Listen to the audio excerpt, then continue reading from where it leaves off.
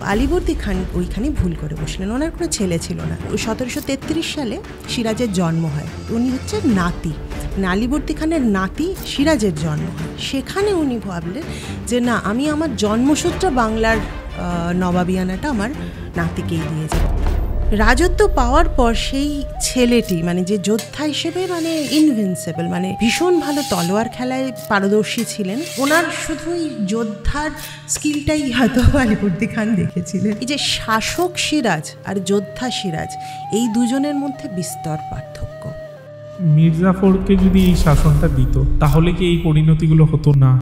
মির্জাফর একটা ডাইলেমার মধ্যে পড়ে গেছিলেন। ছোট থেকে কিন্তু সিরাজকে ভীষণ ভালোবাসত এবং নিজের ছেলের থেকেও বোধহয় কোথাও বেশি ভালোবাসত। কিন্তু এমন একটা পরিস্থিতি দাঁড়ায় আলীবর্দী খান ভরা রাজসভায়, সিরাজউদ্দৌলার নাম আসলে একদিক দিয়ে আসে খাসিটি বেগম, তার সাথে একটা ক্ল্যাশের বিষয় আমরা দেখি সবসময়। তো এই ক্ল্যাশের কারণ আমিনার ছেলের প্রতি ওর এক ধরনের ঈর্ষা জন্মায়, কিন্তু নিজে নিঃসন্তান সেই আমিনার ছোট ছেলে একরামকেই সে দত্তক নিল। তার একটাই ছোট থেকে ইচ্ছে, 23শে জুন 1757 সাল পলাশির যুদ্ধের তৃতীয় দিন, জায়গাটা মানে যেখানে যুদ্ধটা হচ্ছিল, মানে পলাশির প্রান্তর যেটাকে বলে আর কি, খুব বড় আমবাগান, নবাবেরই আমবাগান। এই যে আমবাগান, এই আমবাগানেরই দুটো মানে সাইডের মাঝে একটা বড় ফাঁকা জায়গা, জমি ছিল, এরম জায়গা, সেই জায়গাটাতে যুদ্ধটা হচ্ছিল। এই তিনজন এগোলে ওই দিকে যারা আছে শত্রু শিবির, তাদের দুদিক থেকে তারা আক্রমণ করবে, দিয়ে মাঝখানে যে পকেটটা তৈরি হবে সেখানে 50,000 সৈন্য নিয়ে মির্জাফর রেডি আছে ডিরেক্ট অ্যাটাক করবে, মানে ওদেরকে চারদিক দিয়ে ঘিরে ফেলবে। কারণ 3,000 আর এইদিকে 1 লাখ। মুর্শিদাবাদে আম খুব ভালো হয়, তো সব গাছে তখন কিন্তু আমে ভর্তি, মানে ভিজিবিলিটি খুব কম। মাঝখানে কে আছে? মির্জাফরের হাতে 50,000। এই যে ডায়মন্ড স্ট্র্যাটেজি করে ওরা যখন শত্রু শিবিরে ঢুকলো, এদেরকে ঢোকাচ্ছে, ঢুকিয়ে যখন ডায়মন্ডের সেন্টারে আসছে, মির্জাফর তো লড়াই করছেন, কিন্তু তার সঙ্গে তখনও তার সেই তলোয়ারটা ছিল। ওই তলোয়ার যতক্ষণ সিরাজের হাতে আছে, মানে ব্রিটিশও জানে, সবাই জানে, সিরাজকে কিন্তু হারানো যাবে না।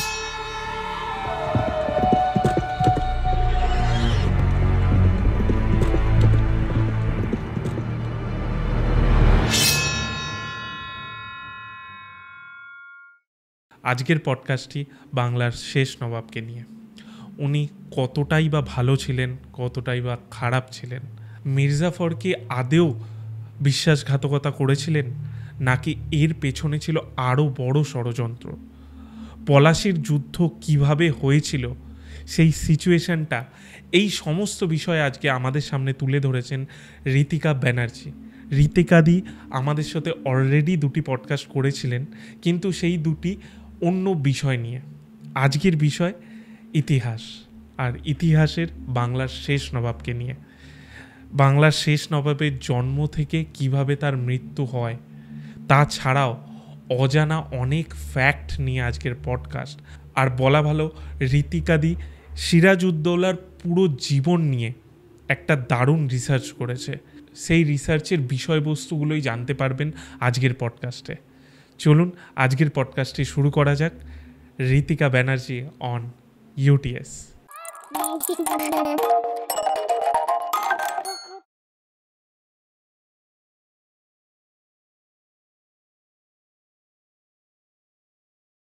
ঋতিকাদি, ইউটিএসে তোমাকে আবার স্বাগত।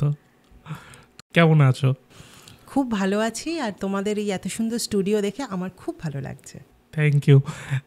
সব থেকে ইন্টারেস্টিং ব্যাপার হলো, তুমি আগেরবার আমাদের সাথে যে পডকাস্টটা করেছিলে সেটা সাইবার ক্রাইমেই রিলেটেড, তবে এইবার একদমই আলাদা, মানে উল্টো দিক। তোমার এই বিষয় মূলত আমি বলে দিই, সিরাজউদ্দৌলা আজকের টপিক। এই বিষয়ে ইন্টারেস্টটা এলো কীভাবে? প্রথমেই সন্তদেব আমি একটা কথা বলবো, সেটা হচ্ছে যে আমি কোনো ইতিহাসবিদ নই, এবং ইতিহাসের ব্যাপারে কোনো কমেন্ট করা বা কোনো মতামত রাখার আমার মনে হয় না, আমি মনে করি না যে আমার কোনো মানে অধিকার আছে, বা সেটা ধৃষ্টতাই হবে। তবে ইতিহাস নিয়ে চর্চা করার আমার মূলত 2টো ব্যক্তিগত কারণ আছে। এক হচ্ছে এই যে ইঞ্জিনিয়ারিং পড়াশুনো বা সায়েন্স নিয়ে জয়েন্ট এন্ট্রান্স পেছনে ছোটাছুটি, তার মাঝে না ভীষণ বোর লাগতো, যে এত শুধু খালি এই ফর্মুলা আর এই অঙ্ক আর এই কষে যাচ্ছি, একটু কি রসকস কিচ্ছু নেই মানে এতে। না ঠিক আছে, তাহলে গল্পের বইটাই পড়াটা চালিয়ে যাই, কারণ যতই পড়াশোনার চাপ থাক, পরীক্ষার চাপ থাক, গল্প জিনিসটা আমাকে চিরকাল টানে, এবং ইতিহাসের থেকে ভালো গল্প আর কি কোথায় পাবো। বিকজ আমার কাছে হিস্ট্রি মানে হচ্ছে হিজ স্টোরি, মানে রাজারাজরাদের গল্প। আমি তখনও না মানে 11-12 বেরোতে পারিনি ওটা থেকে। তার সাথে আরেকটা বড় ব্যাপার হচ্ছে আমার পারিবারিক সম্পর্ক, এবং আমার মামার বাড়ি মুর্শিদাবাদ। এবং ছোটো থেকেই যখনই এই সামার ভ্যাকেশন, উইন্টার ভ্যাকেশন, আমাদের ছোটোবেলায় বড় লম্বা পুজোর ছুটি পড়তো, ছুটি পেতাম লম্বা, আমি চলে যেতাম হচ্ছে আমার মামার বাড়িতে, দাদুর কাছে। সেখানে আমার দাদু এবং দিদা থাকতেন, এবং আমাদের বাড়ি যেটা মানে মামার বাড়ি আর কি, সেই বাড়িটা হচ্ছে একদম নিজামত কেল্লা, যেটা হাজারদুয়ারি প্যালেস, হাজারদুয়ারি প্যালেসের একদম গায়ে, মানে আমার বাড়ির ছাদ থেকে না প্যালেস দেখা যায়। মানে আমার যেন সবসময় মনে হতো আমি সেই রাজারাজরাদের মধ্যেই আছি। আর মুর্শিদাবাদ এমন একটা শহর, এখনও কেল্লার ভেতরে কিন্তু নবাব ফ্যামিলি বাস করেন, তারা মানে ভালো রকম বাস করেন, এবং সেখানে প্রিন্সেস কোয়ার্টার্স বলে। এবং সেখানে আমার মায়ের সূত্রে অনেক মাসিরা আছেন, যারা মানে মাসি বলি তাদেরকে আর কি, মায়ের বান্ধবী, তারা আমাকে ভীষণ ভালোবাসেন। তো তাদের কাছে ছুটে চলে যেতাম, তাদের কাছে তাদের পুরনো জিনিসপত্র, নবাবী আমলের অনেক কিছু, মানে রেকাবি, গোলাপ জল ছেটানোর সুন্দর সুন্দর জিনিসপত্র এখনও ওখানে আছে, বা বিভিন্ন রকমের প্রিজম, কাঁচের জিনিস, তো সেইগুলো আমাকে খুব টানতো। ওনাদের কাছে অনেক গল্প শুনেছি। আমার দাদু ভীষণ ভালো মানে মানে ইতিহাসের গল্প মানে আমাকে গল্পের আকারে আমাকে বলতেন, সেগুলো আমি অনেক গল্প শুনেছি। এই থেকে আর কি আমার ছোটো থেকে একটা মানে কি বলবো ইন্টারেস্ট জন্মায় যে সিরাজদৌল্লা চরিত্রটার মধ্যে না অনেকগুলো লেয়ার আছে, অনেকগুলো শেড আছে। একটা জাস্ট 17 বছরের ছেলে, মানে আজকের দিনে যদি আমি ব্যাখ্যা করতে চাই, একটা 17 বছরের ছেলে, ইয়াং ব্লাড, অনেক কিছু পারে, মানে সে যোদ্ধা হিসেবে খুব ভালো, এবং হঠাৎ করে তার হাতে যদি একটা দেশের সাম্রাজ্যের পুরো দায়ভার চলে আসে, সে কিভাবে রিয়্যাক্ট করবে, কিভাবে সামলাবে, এই মানে এই গুরুদায়িত্বটা সে কি কতটা পালন করতে পারবে। এবং তার থেকেই মানে তার মানে শত্রু মিত্রের দুটোরই কোনো অভাব ছিল না, এবং কি করে সে কি মানে বিভিন্ন রকম ষড়যন্ত্রের শিকার হয়, যেখানে বিদেশি শক্তি আস্তে আস্তে সে ঢুকতে শুরু করে, তার এই কম বয়সের জন্য তাকে আরও বেশি করে কোণঠাসা করতে মানুষ শুরু করে, এবং কি করে সে সেটা থেকে বেরিয়ে আসে না বা কি তার জীবনে ঘটে। এমন এই পড়তেই কোথাও যেন একটা মনে হলো না, এটা নিয়ে একটা বই লেখা যায়। এই করেই আমার দাস্তানে সিরাজ, নবাব হত্যার নেপথ্য কাহিনী নভেলটা লেখা, এবং সেই করতেই আমার মুর্শিদাবাদের হিস্ট্রিতে আমি ক্রমশ ঢুকে গেছি। তুমি মোটামুটি রিসার্চ করেছো এই বিষয়টা নিয়ে? হ্যাঁ, প্রায় ছোটোবেলা থেকেই আমার একটা বড় হয়ে ওঠা, যেভাবে বললাম, মানে I have lived the life in Murshidabad. এখনও সেখানে কেল্লার মধ্যে গেলে আমি এখনও নিজেকে হারাই। প্লাস হচ্ছে হ্যাঁ, এই বইটা লেখার জন্য আমি প্রচুর রিসার্চ করেছি, প্রায় বছর 10 ধরে আমি একটু করে বিল্ড করেছি ইনফরমেশন, মানে পড়াশুনো করা, লাইব্রেরিতে যাওয়া, তারপরে ক্রমশ ইন্টারনেট, ব্লগ, এসব তো আছেই। তবে খুব কম বই দেখবে সিরাজদৌল্লার ওপরে লেখা হয়েছে বা অ্যাভেলেবল আছে। মানে আমার মনে হয় না খুব একটা বেশি 2-3টে বইয়ের বেশি কোনো নভেল তো পাবে, উপন্যাস তো মানে অ্যাটলিস্ট আমি আমার মানে সীমিত রিসার্চে আমি খুব একটা পাইনি। তবে বেশ কিছু পুরনো ব্রিটিশদের লেখা লেটার্স আছে, যেগুলো তখন লন্ডনে লেখা হয়েছিল, বা এখানে যে যারা জগৎ শেঠরা ছিলেন বা রাজাকৃষ্ণচন্দ্র ছিলেন বা মীর জাফর ছিলেন, তারা নিজেদের মধ্যে অনেক কিছু সমন বা করতো, মানে এক্সচেঞ্জ করতো, মানে kind of letters, royal letters.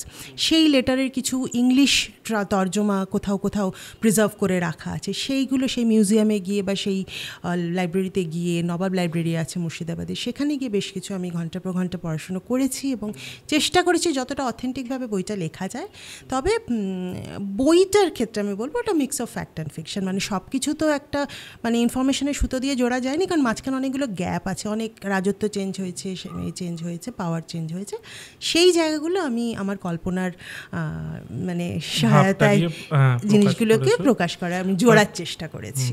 But আমরা আজকে জানবো যেই ফ্যাক্টসগুলো, মানে আজকে মোটামুটি বলা যেতে পারে যে সিরাজউদ্দৌলাকে নিয়ে যাদের ইন্টারেস্ট আছে তারা একেবারে এই হিস্ট্রিটা জানতে পারবে। সে ভালো ছিল কি খারাপ ছিল থেকে যতটা সম্ভব সেটা তুলে ধরার, বিশেষ করে হিডেন ফ্যাক্টসগুলো যেগুলো মানুষের সামনে উঠেই আসেনি। আমি সবার আগে তোমাকে জিজ্ঞেস করি যে রাজত্ব পাওয়ার জায়গাটায় আলীবর্দী খাঁ যে তার নাতিকে রাজত্বটা দিল, মানে সিরাজকে রাজত্ব দিল, এটা নাতিকেই কেন দিল? মানে ডিরেক্ট নাতিকে যে ছোট একদম। আমরা একটু পিছিয়ে যাই, মানে ধরো 1700 গোড়ার দিক, ঠিক আছে? তখন অরঙ্গজেব সবে মারা গেছেন এবং মুর্শিদ কুলি খাঁ আমাদের বাংলা বিহার উড়িষ্যার নবাব হিসেবে এসেছেন এবং ওনার পরবর্তীকালে মানে ওনার ছেলে এবং ওনার নাতি সরফরাজ খান, ওনার নাতি যখন মারা যাচ্ছেন, সেই সময় আলীবর্দী খান বাংলার শাসক হিসেবে রাজত্বের ভার নেন। মূলত মুর্শিদাবাদে 3টে ডাইনাস্টি নবাব আমরা দেখেছি এবং তারা একে অপরের সাথে কিন্তু ব্লাড রিলেটেড নয়। মুর্শিদ কুলি খাঁ, সুজাউদ্দিন এবং সরফরাজ খান এনারা হচ্ছে নাসিরি ডাইনাস্টি। এরপরে আসে আলীবর্দী খান, উনি নাজাফি ডাইনাস্টি, মানে একদম আলাদা। ওনারা ছিলেন হচ্ছে আরব, এনারা এলেন ইরাক, অরিজিন হচ্ছে ইরাকি লোক। এই যখন আলীবর্দী খান এলেন তখন উনি এসে দেখলেন যে তখন মুঘল সাম্রাজ্যের একদম প্রায় পতনের দিকে।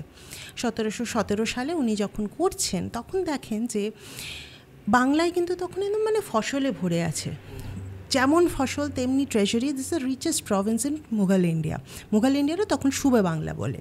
সুবে বাংলা মানে হচ্ছে বাংলা, বিহার, উড়িষ্যা এবং আজকের দিনের ছত্তিশগড়ের কিছুটা অংশ এবং আসামের কিছুটা অংশ এবং বাংলাদেশের কিছুটা অংশ, এই পুরোটা মিলিয়েছে সুবে বাংলা। এই সুবে বাংলা তখনকার সবচেয়ে বড় প্রভিন্স, টেরিটরিটা সবচেয়ে বেশি এবং মানে যেমন জিওগ্রাফিক্যালি জিনিসটা পরিপূর্ণ, তেমনি শস্য শ্যামলা আছে, তেমনি বিভিন্ন মাইনারি আছে সব রকমভাবে। এবং এখান থেকে সবচেয়ে বেশি খাজানা যেতে হচ্ছে মুঘলের দরবারে। তো সেই জন্যে আলীবর্দী খান ভাবেন যে আমি যদি এটাকে আরও বাড়াতে পারি টেরিটরিটা, তাহলে আরও আমার মানে রয়্যাল ট্রেজারি বাড়বে। তখন তিনি একটা মুঘল দরবারে উনি মানে রিকোয়েস্ট দেন আর কি, অনুরোধ করেন যে আমার যদি আরও টেরিটরি বাড়ানো যায়। ঢাকা থেকে তখন অলরেডি সরে আমাদের এখানে মুর্শিদাবাদে এসে গেছে রাজত্বটা, মুর্শিদ কুলি খাঁর সময়ই হয়েছে, যদি সেটা আরও বাড়ানো যায়। তখন সেটা রিজেক্টেড হয়ে যায় ওখান থেকে, ওখান থেকে বলে না সেটা হবে না, কিন্তু যা আছে সেটা তুমি ইন্ডিপেন্ডেন্টলি নিজের মতো করে চালাতে পারো। এই করে আমাদের, অথচ দিল্লিতে তখন মুঘল শাসন চলছে, তাও বাংলায় কিন্তু আমরা বলি স্বাধীন রাজ্য, স্বাধীন নবাব। আলীবর্দী খাঁ তখন দেওয়ান হিসেবে এসেছিলেন এবং ওনার কাজে সন্তুষ্ট হয়ে তখন মুঘল থেকে বলে ঠিক আছে, তাহলে মানে স্বাধীনভাবে বাংলা রাজত্ব করতে পারে এবং তাকে নবাব টাইটেল দিয়ে খেতাবে করা হয়, ভূষিত করা হয়। এই পরে উনি বাংলার রাজত্ব তুমি যদি দেখো, আমাদের যেহেতু এটা পাওয়া নবাব টাইটেল, জন্মসূত্রে নয়, কাজে জন্মসূত্রে এই টাইটেলটা পরের তোমার জেনারেশনকে তুমি পাস অন করতে পারো না, যেটা মুঘলরা করতে পারতেন। মানে মুঘলদের কিন্তু জন্মসূত্রে পাওয়া সুলতানের, কিন্তু আমাদের বাংলায় যেহেতু এটা অর্জন করেছিল, তাহলে আলীবর্দী খান কিন্তু তার ছেলে বা তার মানে তার পরিবারের কাউকে নবাব খেতাবটা মানে ট্রান্সফার করতে পারে না। কিন্তু আলীবর্দী খান ওইখানে ভুল করে বসলেন, ওনার কোনো ছেলে ছিল না সেই সময়। মানে 1733 সালে সিরাজের জন্ম হয়, উনি হচ্ছে নাতি, মানে আলীবর্দী খানের নাতি, একমাত্র নাতি, একমাত্র বললে ভুল হবে, ওনার 2 নাতি, বড় নাতি হচ্ছে সিরাজের জন্ম হয়। সেখানে উনি ভাবলেন যে না, আমি আমার জন্মসূত্রে বাংলার নবাবিয়ানাটা আমার নাতিকেই দিয়ে যাব, আমার তো ছেলে নেই। তাহলে উনি ছেলের জন্য মানে হিসেবে কাউকে দেননি। এবং সেই সময় যেটা হয় সেটা হচ্ছে যে তখন যারা আরও এবল লোকজন ছিল, যারা মনে করেছিল যে মানে আলীবর্দী খানের অবর্তমানে আমি এক বাংলার নবাব হব, মানে তার মধ্যে সবচেয়ে ইম্পর্ট্যান্ট হচ্ছে মির্জাফর নিজে। উনি বয়সে আলীবর্দী খানের ছেলের বয়সী, মানে সিরাজদৌল্লার প্রায় বাবার বয়স, পিতৃসম। এবার তাকে না দিয়ে, অথচ তার যোগ্যতা কিন্তু যোদ্ধা হিসেবে এবং শাসক হিসেবে সিরাজের থেকে অনেক বেশি এবং বয়সের খাতিরেও তার অভিজ্ঞতা অনেক বেশি। তো আলীবর্দী খান বা মির্জাফরকে না দিয়ে ডিরেক্ট কারোর সাথে কথা না বলে অ্যানাউন্স করে দেন সিরাজদৌল্লা আমার নেক্সট না মানে বাংলার নবাব হবে এবং তাকে আমি আমার নবাবিয়ানার সমস্ত দায়ভার দিয়ে যাচ্ছি। এই হচ্ছে সূত্রপাত সমস্যার। যদি এটা আমার পার্সোনাল মতামত, ভীষণভাবেই পার্সোনাল মতামত, যে হয়তো যদি আলীবর্দী খান এই ভুলটা না করে বসতেন, উনি যদি প্রথমে মির্জাফরকে বাংলার নবাবিয়ানাটা দিতেন, তাহলে হয়তো সিরাজের ওই পরিণাম হতো না, বাংলাও ইংরেজের হাতে যেত না। কারণ সব দিক থেকেই এই যে উনি যে প্রতারিত ফিল করলেন, এই যে প্রতারণাটার শিকার মির্জাফর হলেন, মানে ওনার সব দিক থেকে উনি কিন্তু পেতেন, নবাবী আনার জন্য যোগ্যতা ওনার ছিল। জাস্ট আলীবর্দী খানের রক্তের সম্পর্ক নেই বলে সিরাজের কাছে এই যে হেরে যাওয়া, একটা বাচ্চা ছেলের কাছে, 17 বছর বয়স, ওর নিজের ছেলে, মির্জাফরের নিজের ছেলে মিরন বড় ছেলে, মানে তাকে কিন্তু কোনোদিন মির্জাফর ভাবেনি যে তার সেই যোগ্যতাটা আছে। সিরাজকে মানে নিজের ছেলের থেকেও বেশি ভালোবাসতো কিন্তু মির্জাফর। কিন্তু যেদিন থেকে আলীবর্দী খান এই অ্যানাউন্সমেন্টটা করলেন, কারুর সাথে কোনো কথা না বলে, দরবারি খাসে কোনো কথাবার্তা না তুলে, সেইটাই কিন্তু সূত্রপাত, ষড়যন্ত্রের সূত্রপাত কিন্তু ওখানে। মানে কি বলবো, প্রত্যেকটা শত্রু হওয়ার পেছনেও একটা কারণ থাকে। জন্মসূত্রে কেউ শত্রু কিন্তু হয় না, অন্তত এই ক্ষেত্রে হয়নি। মানে ছেলের মতো ভালোবাসা সিরাজকে মানে উনি দিয়েছিলেন, কিন্তু মানে সিরাজের সেখানে কোনো দোষ সেই সময় ছিল না। এবং তারপরে সিরাজের তখন বয়স মোটে 17। তারপর যখন ও রাজত্বটা পেল, তারপর কি হলো? রাজত্ব পাওয়ার পর সেই বাচ্চা ছেলেটি মানে যে যোদ্ধা হিসেবে মানে ইনভিনসিবল, মানে ভীষণ ভালো তলোয়ার খেলায় মানে পারদর্শী ছিলেন, মানে ছোট নবাব তখন বলা হতো, ছোট নবাব সিরাজ। এবং ওনার শুধু ওই যোদ্ধার স্কিলটাই হয়তো আলীবর্দী খান দেখেছিলেন। এবং উনি কোথাও একটা, আমার এটা প্রশ্ন জাগে আর কি পড়তে পড়তেই, এই যে শাসক সিরাজ আর যোদ্ধা সিরাজ, এই দুজনের মধ্যে বিস্তর পার্থক্য। সিরাজকে শাসক হিসেবে যোগ্যতা ছিল, যোদ্ধা হিসেবে নো ডাউট ছিল। তো সেইখানে কোথাও একটা আমার মনে হয় আলীবর্দী খানের হয়তো অত বড় একজন নবাব ছিলেন, এত মানে উনি এক্সপিরিয়েন্স ছিলেন, বুদ্ধি ছিল ওনার, মানে he is considered is one of the best nawabs Bengal ever had. কিন্তু সেইখানে জায়গায় এত একটা কাঁচা ডিসিশন কোথাও একটা উনি বোধহয় নিয়ে ফেলেছিলেন, হয়তো অন্ধ ভালোবাসার জন্যেই হোক বা যে কারণেই হোক। এই যে মির্জাফরকে সাইডলাইন করিয়ে সিরাজের হাতে সমস্তটা চলে গেল না, মানে উনি জাস্ট দিয়ে দিলেন। ওনার এত ইনএক্সপিরিয়েন্স, যেখানে জানেন যে সিরাজ ভীষণ স্বৈরাচারী, যে সিরাজ ভীষণ মানে ভীষণ ক্রুয়েল, এবং উনি হি ওয়াজ আ ওমানাইজার, ভীষণভাবেই উনি বিভিন্ন রকমভাবে প্রচুর নারীর সাথে তার সম্পর্ক আছে বা তাদের ওপর প্রচুর মানে অত্যাচারও করতে ওই বয়সেই, মানে 17 বছর বয়সে একটা ছেলের হাতে তাকে পাওয়ারও তার সাথে তুলে দেওয়া হচ্ছে। তাকে হয়তো একটু বড় হতে দেওয়ার, ম্যাচিওর হওয়ার সুযোগ হয়তো দিলে শাসনটা হয়তো, বাংলার শাসন হয়তো আরও বেটার হতো। তুমি যেহেতু রিসার্চ করেছো, সেই ক্ষেত্রে আমি তোমাকে একটা কোয়েশ্চেন জিজ্ঞেস করছি যে মির্জাফরকে যদি এই শাসনটা দিত, তাহলে কি এই পরিণতিগুলো হতো না? আমার মনে হয় না। মির্জাফর কি, আমি শাসকের দিক দিয়ে বলছি, আমি যোদ্ধার দিক দিয়ে বলছি না। মির্জাফর কি যদি শাসক হতো তাহলে অনেকটা বেটার হতো? এটা ভীষণ একটা, মানে আমি মানছি যে বলা যায় না কোনো দিনই, হ্যাঁ, মানে এটা খুবই ইমাজিনারি। আমি তাহলে কয়েকটা আমাকে অ্যাজিউম করতে হবে, কয়েকটা জিনিস আমাকে ধরে নিতে হবে। ধরো প্রথম আমি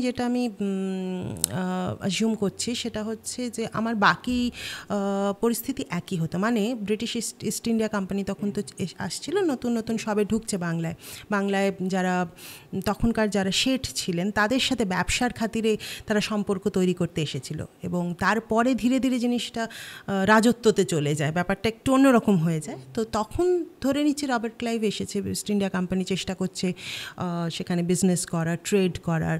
ওদিকে ডাচরা অলরেডি চুঁচুড়োতে আছে, ওদিকে ফ্রেঞ্চরা চন্দননগরে আছে। সবাই চেষ্টা করছে যার যার মতো করে সেখানে ব্যবসা বাণিজ্য তাদের বাড়ানোর বাংলায়। এইগুলো তখন হচ্ছে। আরেকটা জিনিস ওই সময় ভীষণ হতো, সেটা হচ্ছে বর্গিহানা। মানে মারাঠারা বাংলায় আসতো, মানে তারা চাইতো লুট করতে, মানে বাংলার শস্য, তারপরে বাংলার খাজনা, বাংলার এইগুলো মানে যারা চাষি ছিলেন তাদের উপর অত্যাচার করে রাজ খাজানা থেকে তুলে নিয়ে যেত, লুট হতো। তো সেই বর্গিহানা প্রচুর কিন্তু হতো, যেটা সামলেছিলেন আলীবর্দী খাঁ মোস্টলি, এবং তার সাথে যেতে হচ্ছে ছোট সিরাজ যুদ্ধ করতে। এইগুলো সব বর্গিহানাও হচ্ছে, 10 বছর ধরে বর্গিহানা হয়েছে। এই বর্গিহানা হয়েছে, তারপরে ইংরেজরা বা ইউরোপিয়ান ট্রেডার্সরা সব আসছে।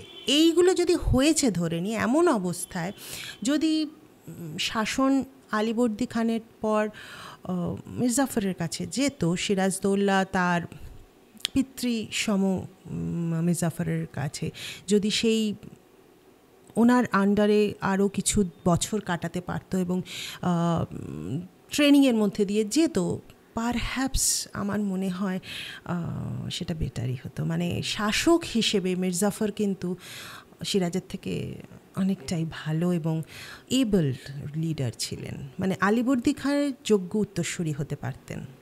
আর অনেকটা ম্যাচিওর, অনেক বেশি ম্যাচিওর, কম্প্যাশন অনেক বেশি। আমরা একটা জিনিস দেখি, সিরাজউদ্দৌলার নাম আসলে একদিক দিয়ে আসে খাসেটি বেগম, তো তার সাথে একটা ক্ল্যাশের বিষয় আমরা দেখি সব সময় যখনই আমরা পড়তে যাই সিরাজের কোনো বই বা কিছু। তো এই ক্ল্যাশের কারণ কি? আমি বলবো আলীবর্দী খান নিজেই আবারও।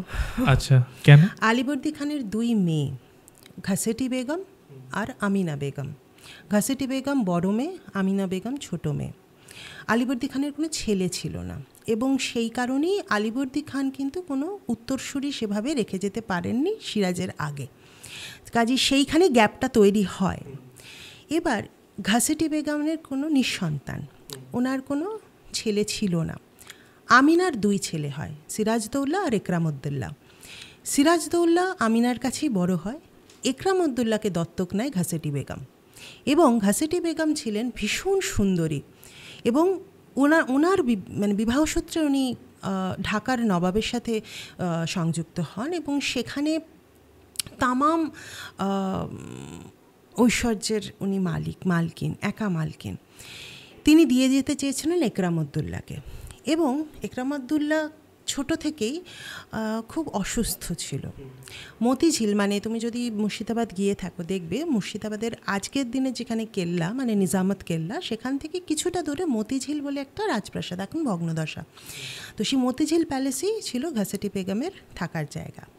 সেখানে ওনার প্যালেস, ওটা মানে ইতিহাসের বইতে পড়া আছে, মানে ভীষণ মানে খুব সুন্দরভাবে সাজানো, রত্নখচিত একটা জায়গা, একটা প্যালেস। তার সামনে মতিঝিল এই জন্যই বলা হয়, সামনে একটা বড় পুকুর ছিল, ঝিল ছিল, যেখানে মুক্তোর মতো সাদা পদ্ম হতো, সেই থেকে মতিঝিল নাম ওটা।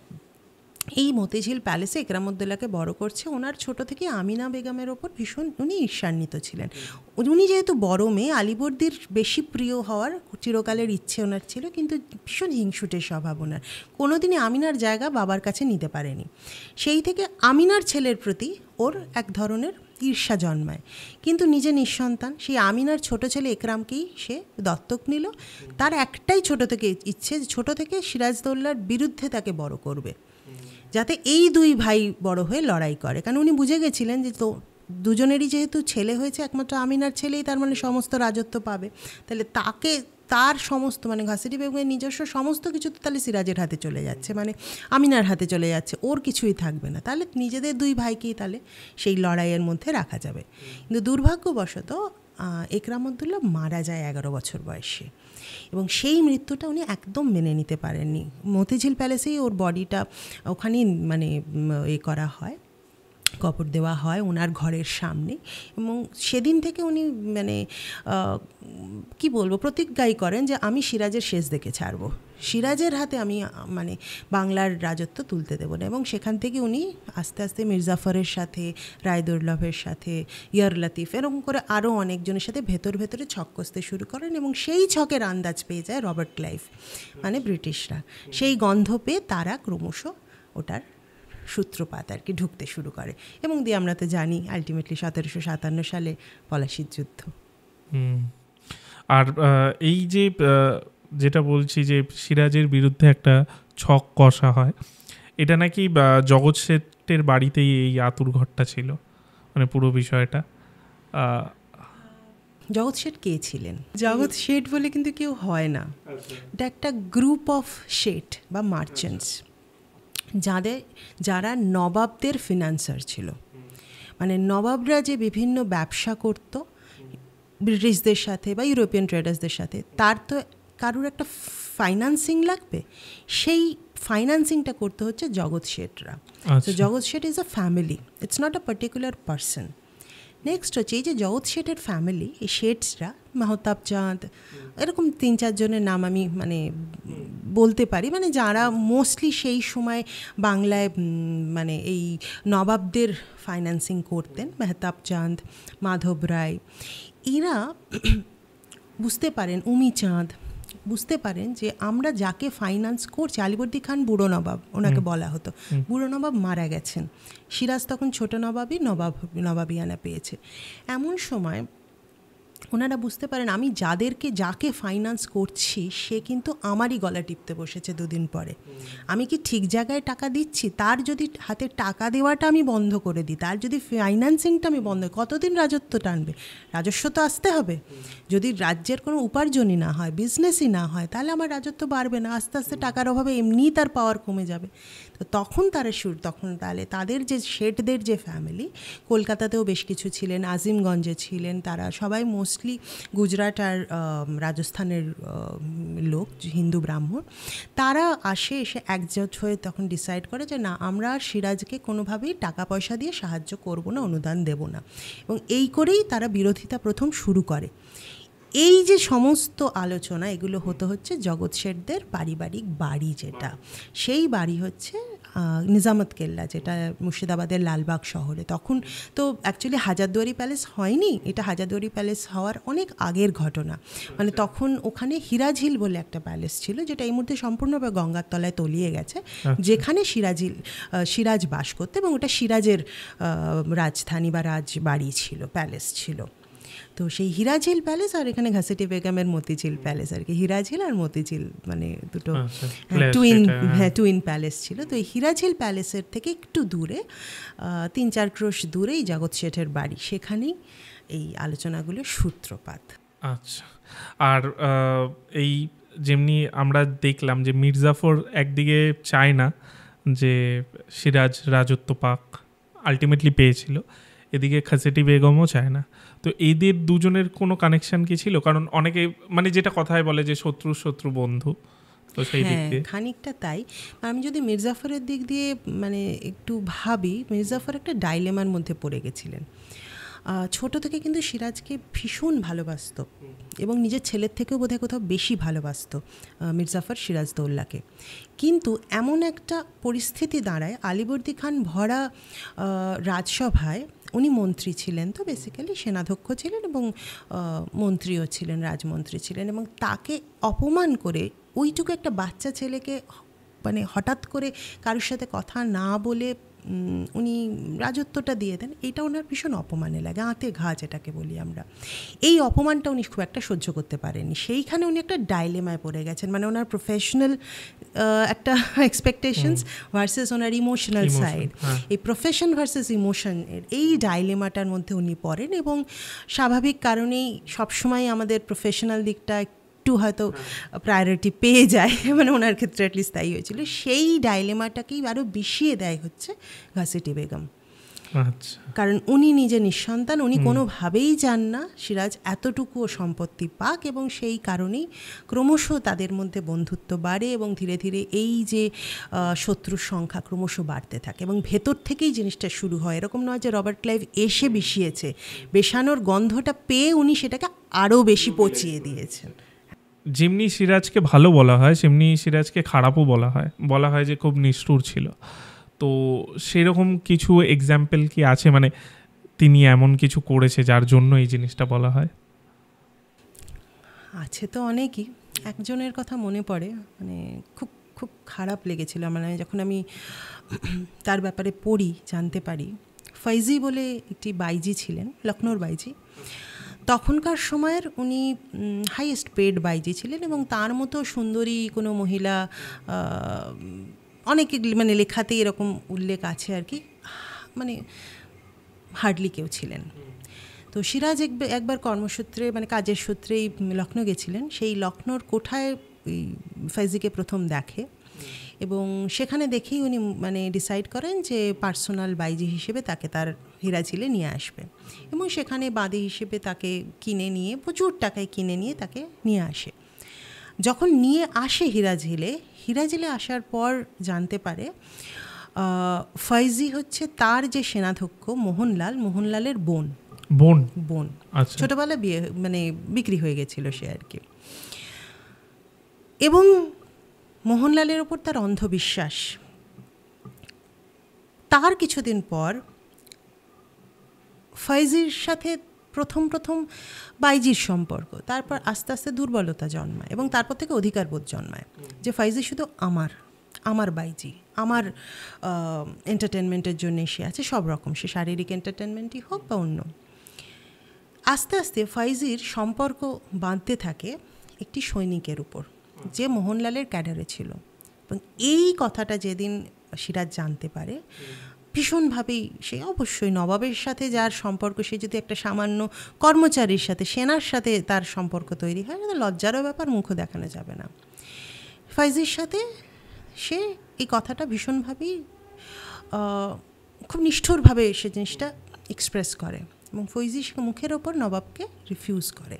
এই অপমান নবাব সামনে নিতে পারেনি, এবং পরের দিন তাকে একটা ওয়াল এনক্লোজার বানিয়ে জ্যান্ত কবর দেয়। এবং এই জ্যান্ত কবরটা দেয় হচ্ছে যেখানে আর কি, সেটা হচ্ছে মতিঝিলের পাশে একটি জায়গা আছে, সেখানে তাকে জ্যান্ত, আমরা যেমন যখের ধন বলি না, ওরকম জ্যান্ত কবর দিয়ে সমস্ত তার যা অর্জিত ধন সম্পত্তি ছিল দিয়ে গেঁথে দেয়। এবং অনেকেই বিশ্বাস করে এখনও ফৈজির আত্মা ওখানেই ঘুরে বেড়ায়, এবং ব্রিটিশ আমলে এবং তার পরের দিকেও অনেকে ওখানে কামান দাগিয়েও ওই ঘর ভাঙার চেষ্টা করেছে, কেউ কিন্তু মানে গোলা বারুদ চালিয়েও ওই দেওয়াল, ইটের দেওয়াল ভাঙা যায়নি। তো এটা একটা ভীষণভাবেই ওখানকার একটা মিথ বলতে পারো। আর মিথে না আগে আমরা যদি হিস্ট্রিটুকুতেই থাকি, তো ফাইজিকে কিন্তু জীবন্ত কবর দিয়েছিল এবং ভীষণ ব্রুটালি তাকে তার আগে অত্যাচার করে।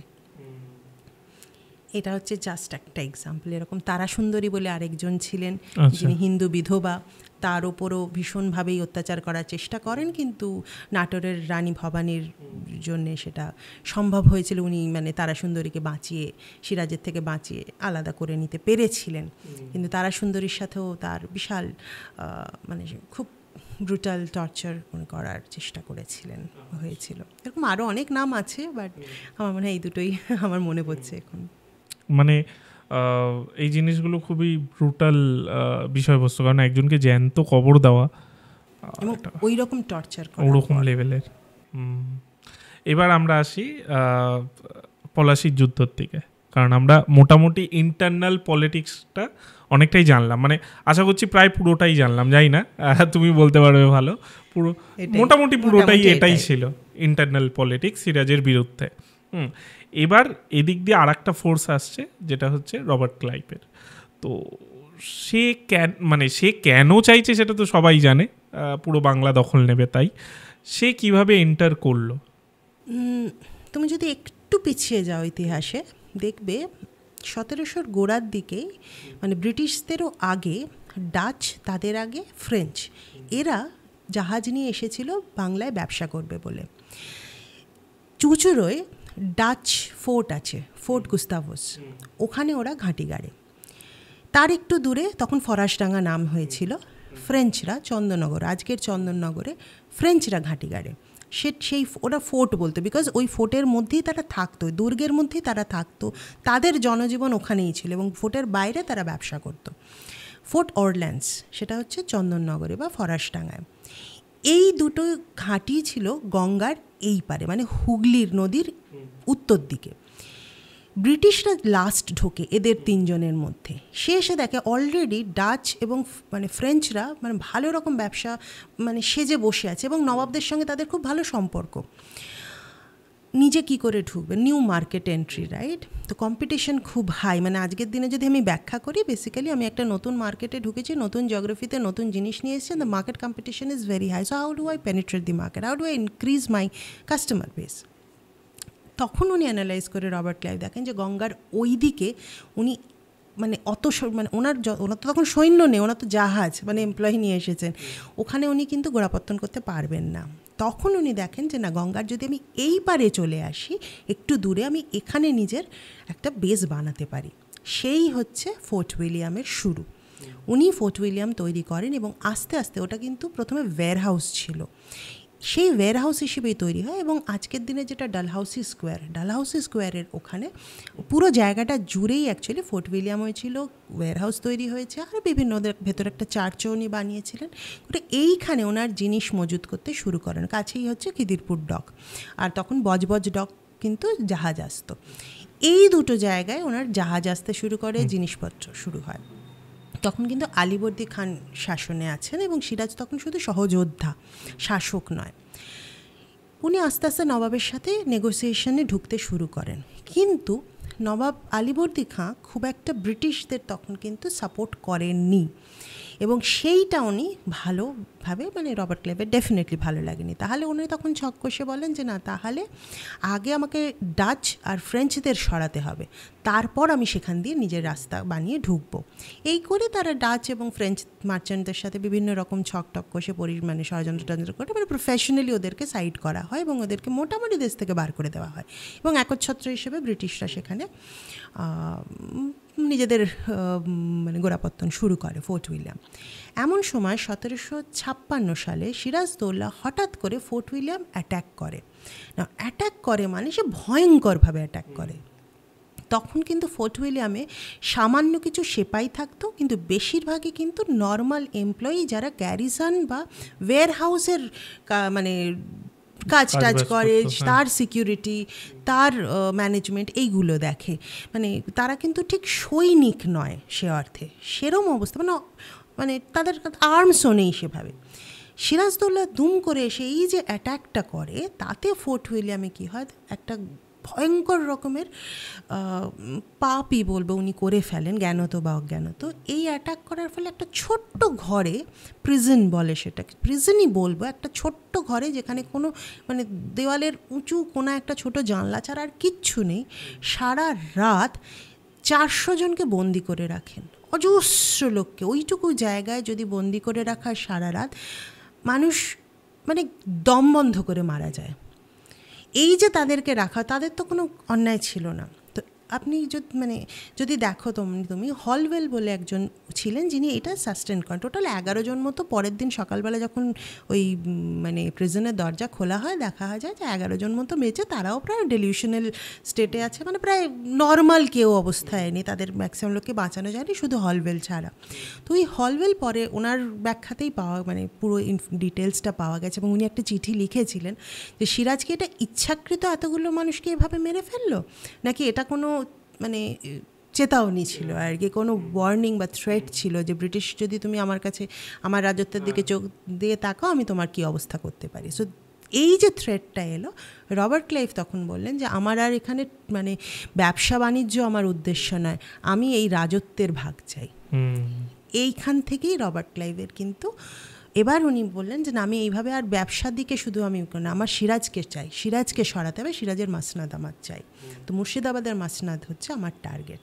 এবং উনি আস্তে আস্তে ছক করে শুরু করেন যে ওর শত্রু মিত্র কে, কাকে কাকে আমি হাত করতে পারি, সিরাজ না থাকলে কে কে উপকৃত হতে পারে, কে কে আমার ফেভারে আসতে পারে, কে বিট্রে করবে, কে করবে না। কারণ ভেতরের হেল্প ছাড়া ওই 4-5 জন মানে অ্যাডমিরাল বা মানে কমান্ডার আর কয়েকশো আর্মি নিয়ে তো আর মানে সিরাজদৌল্লার তামাম মানে সেনাবাহিনীকে হারানো যায় না, সম্মুখ সমরের কোনোভাবেই সেটা সম্ভব নয়।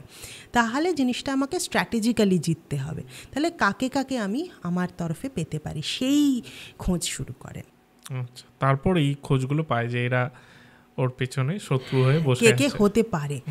এই শত্রুদেরকে শত্রু হিসেবে শনাক্ত করার কাজটা রবার্ট ক্লাইভ করেন, কিন্তু শত্রু হিসেবে তৈরি উনি করেননি। তৈরি তো নিজের থেকেই হয়েছিল, তার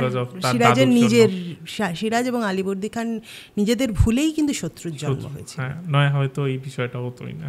রবার্ট ক্লাইভ সেটার পরিণতি দিয়েছিলেন। তারপর তোমার কাছ থেকে জানতে চাইছি যে পলাশির যুদ্ধটা তুমি যদি একটু ডেসক্রাইব করো এবার। পলাশির যুদ্ধ মানে সেদিনই গেছিলাম পলাশির প্রাণ মানে ওখানে আর কি মনুমেন্ট এখন একটা হয়েছে, অনেকক্ষণ সময় কাটালাম, মানে ওখানেই প্রায় আজ থেকে 270 বছর আগে ওখানে কি পরিস্থিতি ছিল আর আজকে কি। 23শে জুন 1757 সাল পলাশির যুদ্ধের 3 দিন ধরে পলাশির যুদ্ধ হয়েছিল এবং ওটা ছিল তৃতীয় দিন। জুন মাসে জানোই তো আমাদের এখানে কীরকম ওয়েদার থাকে, সেদিনও তাই একটা গরমের গ্রীষ্মকালের একটা দিন, এবং সেদিন না সকাল থেকে খুব বৃষ্টি হচ্ছে। জায়গাটা মানে যেখানে যুদ্ধটা হচ্ছিল, মানে পলাশির প্রান্তর যেটাকে বলে আর কি, প্রান্তর আসলে বেসিক্যালি না কোনো রকম প্রান্তর ঠিক ছিল না, আমবাগান ছিল জায়গাটা, খুব বড় আমবাগান, নবাবেরই আমবাগান। এই যে আমবাগান, এই আমবাগানেরই দুটো মানে সাইডের মাঝে একটা বড় ফাঁকা জায়গা, জমি ছিল। সেই জমিটা তখন ওখানে আম গাছ তখনও পোঁতা হয়নি, এরম জায়গা, সেই জায়গাটাতে যুদ্ধটা হচ্ছিল। এবং এই বাগানের পাশ দিয়েই ভাগীরথী নদী, এখন নদী অনেকটা দূরে সরে গেছে, এখন কিন্তু গেলে তুমি দেখতে পাবে না নদী অতটা কাছে। তখন এই বাগানের পাশ দিয়েই এরকম না সাপের মতো করে 3-4টে প্যাঁচে ভাগীরথী নদী গেছিলো। এই যে বলছি না সাপের মতো, এই যে মাঝে মাঝে যে জায়গাটা হচ্ছে গঙ্গার একদিকে, গঙ্গা ওখানে ভাগীরথী বলে, গঙ্গার একদিকে ছিল হচ্ছে রবার্ট ক্লাইভের শিবির, উল্টো দিকে ছিল হচ্ছে নবাবের শিবির। এবার তুমি বলতে পারো সব জায়গা বাদ দিয়ে পলাশিতে কেন যুদ্ধের হলো, এটাই কিন্তু একটা বড় স্ট্র্যাটেজির পার্ট। রবার্ট ক্লাইভ কিন্তু ওখানেই একটা বড় চাল চেলে দিয়েছিলেন, এগিয়ে গেছেন অনেকটা। রবার্ট ক্লাইভের কাছে টোটাল 3000 সৈনিক ছিল আর 5 জন অ্যাডমিরাল ছিল, মানে 5 জন জেনারেল ছিল, মেজর অ্যান্ড জেনারেল, আর উনি নিজে ছিলেন। আর ওনার 3000 সৈনিক ছিল আর কিছু ঘোড়সওয়ারও ছিল আর কি, টোটাল সব মিলিয়ে 4000। উল্টো দিকে শুধু মির্জাফরের হাতেই 50,000 সৈনিক। মির্জাফর ছাড়া সিরাজদৌল্লার আরও 2 জন চিফ কমান্ডার ছিল বা সেনাপতি ছিল, মীর মদন আর মোহনলাল। এই মীর মদন আর মোহনলালের একজনের ছিল ঘোড়সওয়ার, আরেকজনের ছিল হচ্ছে হাতি এবং ক্যানন আর কি, মানে গোলা বারুদ। আর মির্জাফরের ছিল হচ্ছে পদাতিক। সিরাজদৌল্লার মানে পক্ষ থেকে ওদের প্ল্যান ছিল হচ্ছে ডায়মন্ড স্ট্র্যাটেজি। ডায়মন্ড স্ট্র্যাটেজি মানে প্রথমে 20,000 সৈনিক নিয়ে, ঘোড়সওয়ার নিয়ে এবং পদাতিক নিয়ে এগিয়ে যাবে দুদিক থেকে, উইংয়ের মতো লেফট আর রাইট থেকে এগিয়ে যাবে হচ্ছে মীর মদন, মোহনলাল আর ইয়ার লতিফ, 3 জন। এই 3 জন এগোলে ওই দিকে যারা আছে শত্রু শিবির তাদের দুদিক থেকে তারা আক্রমণ করবে, দিয়ে মাঝখানে যে পকেটটা তৈরি হবে সেখানে 50,000 সৈন্য নিয়ে মির্জাফর রেডি আছে, ডিরেক্ট অ্যাটাক করবে, মানে ওদেরকে চারদিক দিয়ে ঘিরে ফেলবে। কারণ 3000 আর এদিকে 1 লাখ, মানে কোনো কম্প্যারিজনই হয় না। আর সবার পেছনে থাকবে হচ্ছে সিরাজদৌল্লা নিজে, মানে রবার্ট ক্লাইভের সাথে মোকাবিলাটা উনি করবেন, বাকিটা ওনার 3 সেনাপতি করবে। এই যে ডায়মন্ড স্ট্র্যাটেজিটা হয়, এই ডায়মন্ড স্ট্র্যাটেজিটা তখনই সাকসেসফুল হয় যদি রেক্ট্যাঙ্গুলার ওয়ারফিল্ড বা ব্যাটেল ফিল্ড হয়। আচ্ছা, এখানে ফিল্ডটাই হচ্ছে এরকম প্যাঁচানো, এবার সোজাসুজি তো হচ্ছেই না জিনিসটা, তার মধ্যে ওই রকম নদী, এখনকার মতো নদী না, তখন নদী কিন্তু ভীষণ মানে অশান্ত নদী ওখানে, আর প্লাস প্যাঁচ যেহেতু আছে, হাতি কিন্তু ওখানে খুব সহজে মানে নদী পারাপার করতে পারে। ওই প্যাঁচে এত টান, হাতি কিন্তু পারাপার করতে পারছে না, ঘোড়া তো নয়, তাহলে তাদেরকে এদিকেই আটকে রেখেছে, মানে সে নদীর জন্য পেরেছে। স্ট্র্যাটেজিক্যালি এমন একটা যুদ্ধক্ষেত্র বাছে রবার্ট ক্লাইভ, তাতে কিন্তু ওইখানে ওই স্ট্র্যাটেজি, ডায়মন্ড স্ট্র্যাটেজিটা খাটে না। সেকেন্ড হচ্ছে সময়টা একদম বর্ষা, মুর্শিদাবাদে আম খুব ভালো হয়, তো সব গাছে তখন কিন্তু আমে ভর্তি, মানে ভিজিবিলিটি খুব কম, আমের কোনো হাওয়া দিতে পারছে না, যেহেতু ভারী হয়ে আছে তাহলে হাওয়াতে গাছের পাতা নড়ছে না ফিক্সড। তখনকার দিন একটা স্ট্র্যাটেজি ছিল হচ্ছে গাছের পাতা নড়ার ফাঁকে কিন্তু তারা উল্টো দিকে যে শত্রু শিবির আছে সেখানে তারা খেয়াল রাখতো, নজর রাখতো। পেরিস্কোপের মতো এক ধরনের যন্ত্র ছিল, বা পাখি ওড়াতো তখনকার দিনে, মানে এখনকার ড্রোনের সাথে ইকুইভ্যালেন্ট বলতে পারো খানিকটা। তো পাখি উড়ে, বাজ পাখি, তারপর পায়রা, বিভিন্ন রকমের পাখিকে ট্রেনিং দেওয়া হতো, তা পাখির চোখে ড্রোনের চোখের মতো আর কি। পাখি উড়ে এসে খবর দিত যে কি ওদিকের কি পরিস্থিতি, মানে পাখির জেস্চার দেখে বুঝতে পারতো যে ওদিকে শত্রু আছে না নেই, কত দূর আছে, এরভাবে ট্রেনিং দেওয়া হতো সেই পাখিগুলোকে। তো সেই পাখিও তো এতে উড়তে পারছে না, সো সেটা আরেকটা স্ট্র্যাটেজি। থার্ড হচ্ছে উল্টো দিকে একটা হান্টিং লজ ছিল নবাবেরই, মানে নবাব তো ওখানে বাঘ শিকারে আসতো মাঝে মাঝে, ওখানে জঙ্গলে বাঘ ছিল তখন। ওই হান্টিং লজের ভেতরে শেল্টার নিয়ে নেয় হচ্ছে আগে এসে রবার্ট ক্লাইভ। নবাবকে কিন্তু তাঁবু ফেলতে হয় উল্টো দিকে, মানে ওই প্রোটেকশনটাও কিন্তু রবার্ট ক্লাইভই পান। তো এই যে পুরো প্ল্যানিংটা না, এই প্ল্যানিংয়ে অনেকটা এগিয়ে যায় হচ্ছে রবার্ট ক্লাইভ, মানে যুদ্ধের আগেই কিন্তু সে এগিয়ে আছে।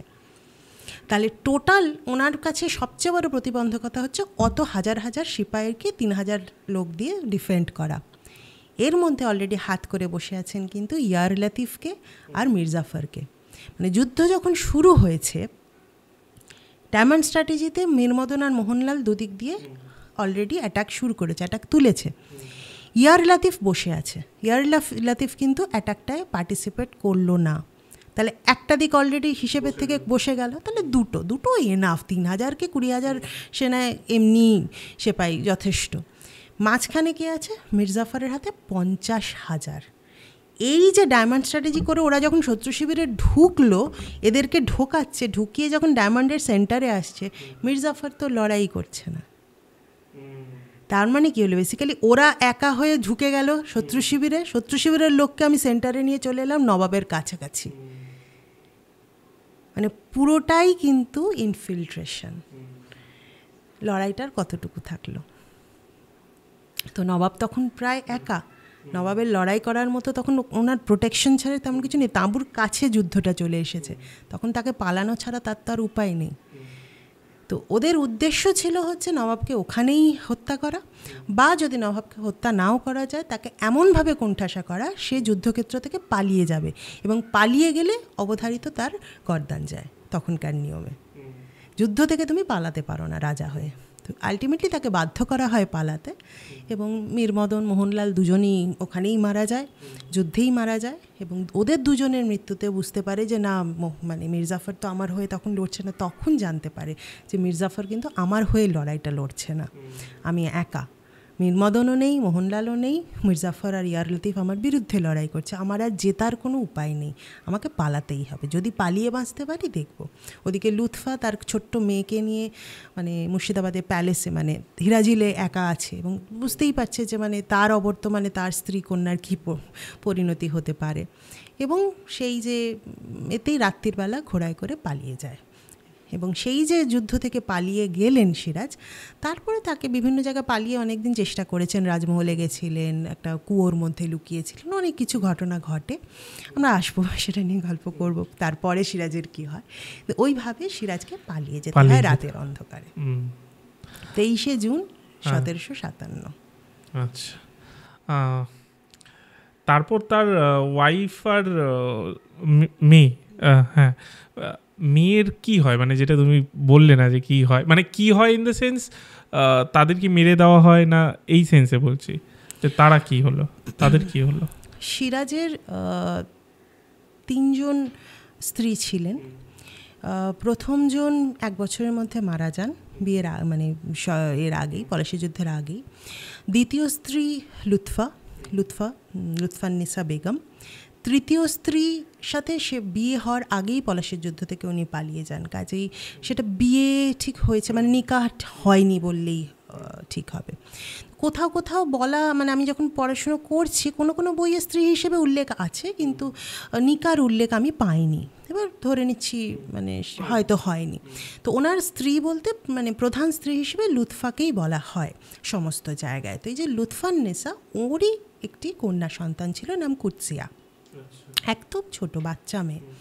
সিরাজ যখন মানে পলাশীর যুদ্ধে যখন পলাতক, তো রাতে পালিয়ে হিরাঝিলে এসেছিল। হিরাঝিলের ঠিক এসেছিল বললে ভুল হবে, হিরাঝিলের কাছে একটি ফুটি মসজিদ বলে একটি মসজিদ আছে, এবং সেই মসজিদটা না, ফুটি মসজিদ নাম তার কারণ হচ্ছে অসম্পূর্ণ মসজিদ। সেই মসজিদের কোনো দিনই চূড়াটা কমপ্লিট হয়নি, ফাঁকা আছে গোল মতো করে, তাই ফুটো থেকে ফুটি, তো ফুটি মসজিদ। এবং সেটা বলা হয় যে ওটা পরিত্যক্ত বলে ওখানে অনেক কোনোদিন মসজিদ হিসেবে সে জিনিসটা হয়নি, এবং সেটা মুর্শিদ কুলি খাঁর আমলের সময় থেকে এটা ওরকমই আছে, মানে তার 30-40 বছর আগে থেকেই ওরকমই আছে।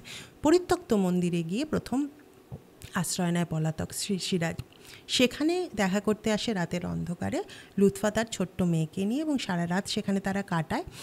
এবং তার পরের দিন সেখান থেকে তারা লুকিয়ে জাফরাগঞ্জ বলে একটা জায়গা আছে, জাফরাগঞ্জ মানে হচ্ছে মির্জাফরদের যেখানে তাদের রাজবাড়ি, তাদের যে প্যালেস, সেই জায়গাটা মুর্শিদাবাদেরই মধ্যে একটু হিরাঝিল প্যালেস থেকে একটু গঙ্গার উল্টো দিকে। সেইখানে জাফরাগঞ্জ প্যালেসের কাছে একটি জায়গা আছে, মুর্শিদ কুলি খাঁর মেয়ের সেখানে সমাধি আছে। সেই সমাধির পেছনে একটা পুরনো শুকনো কুয়ো আছে, প্রচুর ডিপ, এখনও গেলে দেখতে পাবে, কিন্তু সেখানে কোনো জল নেই, ভীষণ ডিপ কিন্তু জল নেই। সেই কুয়োর ভেতরে লুকিয়েছিল সিরাজ, এবং লুৎফা আর মেয়েকে হিরাঝিলেই তারপরে তারা চলে যায়, মানে এরকম আলাদা করে ওর ব্যাখ্যা কোথাও আমি পাইনি এক্স্যাক্টলি তারপরে তো কোথায় গিয়েছিলেন, তো হিরাঝিলেই ধরে নিচ্ছি আমি, হিরাঝিলেই তারা চলে যায়। এবার সিরাজ লুকিয়ে থাকে এই কুয়োর ভেতর, সারা রাত থাকে। এবার ওই যে কবরখানার কথা বলছি, মুর্শিদ কুলি খাঁর মেয়ের কবরখানা, সেই কবরখানার পাশে একটা ছোট ঘর ছিল, মানে একদমই গুদাম ঘর টাইপের একটা ছোট ফাঁকা ঘর। সেখানে এক ফকির বাবা থাকতেন, তার নাম দানশা ফকির। সেই ফকির বাবা, আচ্ছা ততক্ষণে মানে যে সিরাজ যে পলাশির যুদ্ধ থেকে মানে নবাব পলাতক, এই ঘর মানে রটনা কিন্তু মানে ব্রিটিশ এবং মির্জাফরের লোকজন কিন্তু সমস্ত জায়গায় রটিয়েছে। এবং এখানে বললে ভুল হবে শুধু মির্জাফরের থেকেও মানে সিরাজকে ঈর্ষা করতো ঘাসেটি বেগম আর মির্জাফরের ছেলে মীর মিরন হচ্ছে সিরাজের ভীষণভাবে প্রতিদ্বন্দ্বী। সে ছোট থেকেই সব কিছুতেই সিরাজের থেকে কমা, এবং সেটা সে কোনোদিন মেনে নিতে পারেনি। তার সাথে এবার মির্জাফরের সাথে যেহেতু এরকম প্রতারণা হয়, এবং তাতে আরও জিনিসটা বিষিয়ে যায়, এবং সে কোনোভাবেই চায়নি সিরাজ বাঁচুক। তো মিরনের লোকজন ভীষণভাবেই তার সিরাজের খোঁজ করতে শুরু করে, এবং এই দানশা ফকির দেখতে পায় এই যে শুকনো কুয়ো আছে, সকালবেলা যখন আসে পাশে একটা বিশাল নাগরা জুতো খুলে রাখা আছে। সিরাজ ওই নাগরা জুতোটা দেখেইও বুঝতে পেরে যায় সিরাজ ওইটার মধ্যে লুকিয়ে আছে, কারণ ওটা নবাবের জুতো, তাতে মণিমুক্ত খচিত ছিল। ওই নাগরা জুতোটা দেখেও খবর দিয়ে দেয় সিরাজ এখানে লুকিয়ে আছে, এবং তারপর সিরাজকে ওখান থেকে ধরে ফেলে মির্জাফর বা মিরনের লোকজন, এবং তাকে তারপরে বন্দি করা হয়, ভীষণ টর্চার করা হয়। তারপরে সেই বন্দিদশা থেকেও সে পালিয়ে যায়। পালিয়ে কোথায় আশ্রয় নেয়, এই পুরো জিনিসটা ঘটে হচ্ছে জাফরাগঞ্জ হচ্ছে মির্জাফরের রাজধানীর দিক, মির্জাফর প্যালেসের টেরিটরির মধ্যে পড়ে আর কি, সেই জন্যই জাফরাগঞ্জ। কোথায় এখন হচ্ছে না মুর্শিদাবাদে, হাজারদুয়ারি প্যালেস থেকে 2-3 কিলোমিটারের মধ্যে, একদম ওইখানেই আর কি সমস্ত। তখন টেরিটরিগুলো অনেক অন্যরকম ছিল, আর হিরাঝিল এখন তো নেই, তখন হিরাঝিল ছিল গঙ্গার এখন তলায় তলিয়ে গেছে, ওই পারে উল্টো দিকে ছিল, তো গঙ্গার এদিক ওদিক বেসিক্যালি। তো এই যেটা উত্তর পূর্ব দিকে আমি বলছি, জাফরাগঞ্জ হচ্ছে জাফর থেকে জাফরাগঞ্জ আর কি। তো এই জাফরাগঞ্জের যে রাজবাড়ি ছিল বা প্যালেস ছিল, সেইখানে তার একটা কালকুঠুরিতে রাখা হয়েছিল। দিয়ে সেখান থেকে সিরাজ কোনো মতে পালিয়ে যায়, পালিয়ে গিয়ে আশ্রয় নেয়। খুব বেশি দূরে তো যেতে পারছে না, তার হাইট প্রায় 7-7.5 ফুট হাইট সিরাজদৌল্লা, এবার তার 6.5 ফুটের শুধু তলোয়ারই ছিল। So he was a very big size man. তো তখনকার দিন মানে ইনফ্যাক্ট আলিবর্দি খানের ব্যাপারে আমি যতটুকু পড়েছি যে ওনার হাইটও ওরকমই ছিল, মানে they were all like nearing 7 feet. মানে ইরাকি মানুষের জেনারেলি ফিজিক খুব বড় ফ্রেমেরই হয়, সিরাজ তার মধ্যে একটু বেশিই ছিল, কারণ তার যোদ্ধা, সেই জন্যই সে আরও অনেকটা মানে ইয়ে ছিল আর কি, ইনভিনসিবল ছিল। তো দিয়ে তারপরে ওখানে রাতের অন্ধকারে পালিয়ে আসে, ভীষণ বৃষ্টি পড়ছে, ওটা পুরো বৃষ্টির সময় অ্যাকচুয়ালি, বর্ষাকাল। তো পালিয়ে বেশি দূর যেতে পারে না। জাফরাগঞ্জে তুমি যদি রাজবাড়ির দেখো কনস্ট্রাকশনটা ছিল, সেন্টারে রেক্ট্যাঙ্গুলার প্যালেস, চারদিক দিয়ে হচ্ছে বাউন্ডারি ওয়ালের যেটা মেন এন্ট্রান্স, মানে প্যালেসের যেটা মেন এন্ট্রান্স, সেখানে একটা বিশাল বড় দেউড়ি ছিল, মানে গেট ছিল আর কি, মানে মেন গেট যেটা আর কি একটা প্যালেসে ঢোকার। সেই যে দেউড়ি, সেই দেউড়ির দুধারে দুটো বড় পিলার ছিল বা মিনার ছিল, ওরা বলে মিনার। এই মিনারে দোতলা মিনার, মানে তলায় ঘর আছে, ওপরে ঘর আছে, মানে এই ঘরগুলো হচ্ছে প্রহরী কক্ষ। এই নিচে আর ওপর মিলে টোটাল 6টা ঘর ছিল। এই 6টা ঘরের একটা ঘরে সিরাজ লুকোয় গিয়ে, দোতলার সবচেয়ে কোণের যেটা ছোট্ট ঘর, মানে ভাবো বাংলা বিহার উড়িষ্যার নবাব, মানে একটা ছোট্ট এইটুকু কালো ঘরে, মানে যেখানে কোনো আলো হাওয়া বাতাস কিছু নেই, সেখানে লুকিয়ে আছে। কিন্তু তার সঙ্গে তখনও তার সেই তলোয়ারটা ছিল। ওই তলোয়ার যতক্ষণ সিরাজের হাতে আছে, মানে ব্রিটিশও জানে, সবাই জানে, সিরাজকে কিন্তু হারানো যাবে না। ওকে ওই তলোয়ারের থেকে আলাদা করতে হবে। যেদিন ওকে তলোয়ার আর সিরাজকে আলাদা করা যায়, সেই দিন সিরাজকে কিন্তু একমাত্র মারা যেতে পারে না। তো সিরাজ যতক্ষণ জীবিত, ওকে মানে বাংলার রাজত্ব কারুর হাতে আসবে না, শান্তি আসবে না কারোরভাবে, কাজে সিরাজকে মারতেই হবে। এবার কী করে হবে? এবার সিরাজ তো পলাতক, খুঁজেই পাওয়া, কেউ জানে না যে জাফরাগঞ্জের মানে মেন যে দেউরিতেই সিরাজ লুকিয়ে আছে। তো ভীষণভাবে খানা তল্লাশি শুরু হয়, লুৎফার ওপর বিশাল অত্যাচার হয়, আমিনা বেগম তখনও বেঁচে, আমিনা বেগমের ওপর ভীষণভাবে টর্চার চালায়। বিশেষ করে মিরন কিন্তু ভীষণ হিংস্র ব্যক্তি, মানে সে কিন্তু মানে পাগলা, মানে বাঘের মতো সে খুঁজছে আর কি, যে করে হোক মানে সিরাজকে করবে। তো আমিনার বেগমের ওপরেও ভীষণভাবে অত্যাচার করে, কিন্তু কারোর থেকেই কোনো খবর তারা বার করতে সে পারেনি। এমন সময় মোহাম্মদী বেগ বলে এক ভিখিরি বললে ভুল হবে, মানে সে মালি গোছের মানে লোক আর কি, ওই প্যালেসেই মালি। সে দেখে যে ওই যে দেউরি আছে, দেউরির ওপরে কিছু একটা করতে গেছিল, মানে গাছ কাটতে বা এমনি কোনো একটা সন্দেহবশত সে দেখে যে ওখানে না রাজার মানে নবাবের একটা মাসলিন পরতো, ওরা মাসলিনের একটা এরকম মানে ওটাকে কি বলে, ওই পেছনে ঝালর যেটা পড়ে না, ওই ঝালরের একটা অংশ ওপর থেকে একটা ঝুলছে। ওইটা দেখে ওর সন্দেহ হয় যে তাহলে সিরাজ কি এখানেই লুকিয়ে আছে। তো এত উঁচু ওটা, প্রায় আমাদের এখনকার 4-5 তলা উঁচু তো হবেই। সেইখানের ওপরের ঘরটা থেকে ওইটা দেখা গেছে। ও রাতের অন্ধকারে এসে কনফার্ম করে, দেখে যে ওটা সিরাজই লুকিয়ে আছে ওখানে। এবং মোহাম্মদী বেগকে সিরাজ গিয়ে মানে মোহাম্মদী বেগ সিরাজকে গিয়ে তার পরিচয় দেয়, যে বলে আমি আপনার জন্য খাবার নিয়ে এসেছি, আপনি এখানে আছেন আমি বুঝতে পেরেছি। বিশ্বাসটা জেতার চেষ্টা করে, দিয়ে তারপরে বলে যে আমি আবার রাতে আসবো, খাবার নিয়ে আসবো, তাহলে আপনি তো না খেয়ে আছেন, আপনি আমার নবাব, আমাকে একটু আসতে দেবেন। অ্যালাউ করবে আর কি। ঠিক আছে, সিরাজও বিশ্বাস করে ওকে, মোহাম্মদী বেগকে। তো বলে ঠিক আছে, আমি কাল রাতে আবার আসবো খাবার নিয়ে। তো তখন যে সময়টা চলছে সেটা রমজানের সময়, তখন মানে সানরাইজের আগে এবং সানসেটের পরে ওই খাওয়ার ওই গ্যাপটা ওদের তো থাকে। এবং সিরাজ ভীষণ ধার্মিক ছিল, মানে সকাল সন্ধ্যে নামাজ মানে পড়তেনি। তখন বলে তাহলে নামাজের পরে আপনি আসবেন খাবার নিয়ে, তখন আমি তাহলে খেতে পারবো। এই তো বলে ঠিক আছে। তো সে পরের দিন যখন সে আসে, একটু আগে আসে। কখন আসে? যখন নামাজ পড়ছে। যদি দেউরিটা দেখো, দেউরির লোকেশনটা মানে পজিশনটা এমন, নামাজ কিভাবে পড়ে? নামাজ পড়া হয় হচ্ছে মক্কা মসজিদের দিকে মুখ করে। ওই দেউরিটা যে পজিশানে, মক্কাটা হচ্ছে যেদিক থেকে আসবে, ওই যে মানে ছোট যে গেট বলবো না ঠিক, মানে জানলার মতো কুঠরি থেকে ঠিক ব্যাক সাইডে, মানে সিরাজ পিঠ করে বসে আছে, নামাজ পড়ছে।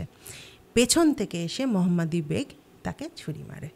খাবার দেব বলে আসে, কিন্তু নামাজ পড়ার সময় নিরস্ত্র থাকতে হয় নিয়ম অনুযায়ী।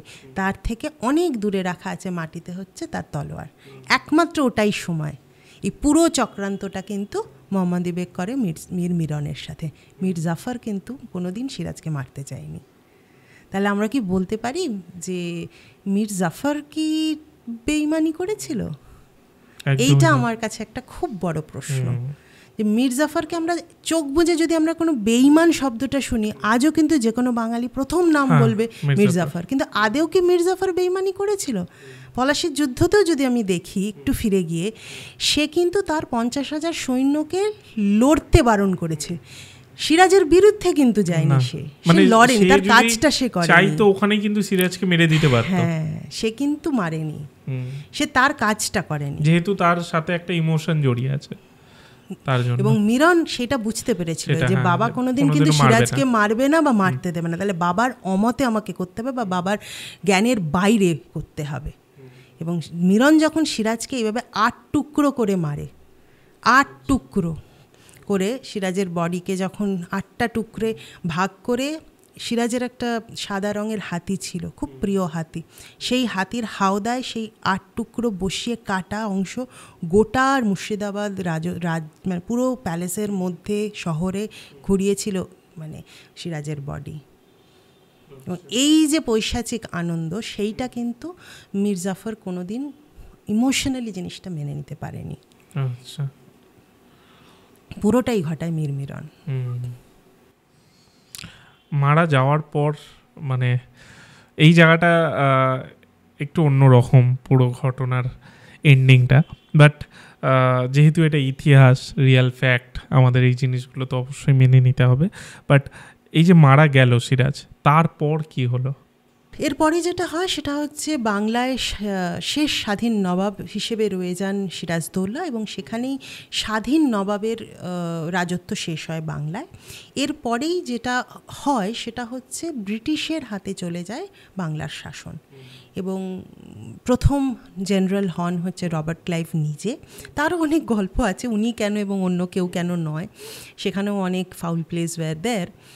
আর পাপেট নবাব হিসেবে বসানো হয় হচ্ছে মীর জাফরকে। আচ্ছা, এটা হচ্ছে প্রথম চেঞ্জ বা প্রথম পরিবর্তন। আর পরিবর্তন তো হলো পরিণতিটা কিন্তু সাংঘাতিক। সিরাজের অবর্তমানে কে কে রয়ে যায় আমরা সেটা দেখি আগে। রয়ে যাচ্ছে হচ্ছে তার মা, তার স্ত্রী, তার কন্যা, এবং তার পারিবারিক কিছু কাজিন বলতে পারি, রিলেটিভস। মানে মোস্টলি তারা আলীবর্দী খান এবং আমিনা বেগমের ব্লাড রিলেটিভস, তারা সব হিরাজিলেই থাকতো। একদিন মানে সিরাজ মারা যাওয়ার 1 সপ্তাহ 10 দিনের মধ্যে দাওয়াত দেওয়া হয়। দাওয়াতে ডাকা হয় হচ্ছে মতিঝিল প্যালেসে। দাওয়াতকে দিচ্ছে ঘাসেটি বেগম। এই সমস্ত লোককে বিষ খাইয়ে একসাথে মেরে দেওয়া হয়, 18 জনকে ওভারনাইট। সমস্ত লোক, শুধু বেঁচে যায় আমিনা বেগম, লুৎফা আর লুৎফার মেয়ে। এই 3 জন আসেনি। বাকি সমস্ত লোকজন এসেছিল। 18 জন এক রাতে মারা যায়, ইনক্লুডিং লুৎফার 2 জন মানে মানে বডি এসকর্টই বলবো আর কি, কাইন্ড অফ লেডি বাউন্সার, যারা এলজিবিটি তখনকার দিনের হিজড়ে ছিলেন আর কি, হিজড়েই বলা হয়। সেই 2 হিজড়ে যারা দেহরক্ষী ছিলেন লুৎফার, এবং 18 জন সমস্ত লোককে বিষ খাইয়ে মারা হয়, এবং এদের সবাইকে একসাথে গিয়ে কবর দেওয়া হয় গঙ্গার ওপারে খোশবাগে।